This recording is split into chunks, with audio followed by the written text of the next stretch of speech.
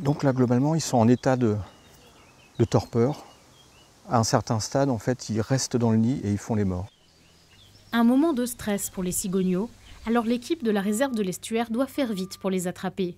Ces oiseaux, nés en avril, sont identifiés et bagués. La bague métal qu'on vient de lui poser, les bords sont bien jointifs. Elle tourne bien au niveau de son tarse, donc la cigogne ne pourra pas se blesser tout au long de la saison de reproduction. L'équipe en profite pour prendre un maximum d'informations. Les cigogneaux sont pesés, mesurés et des plumes sont prélevées. L'idée, c'est de récupérer la goutte de sang au bout pour pouvoir analyser par la suite ces échantillons-là et savoir si on a des mâles, des femelles, autant de mâles ou autant de femelles qui naissent sur le site de la réserve naturelle. Cette opération permet de suivre l'évolution de la population.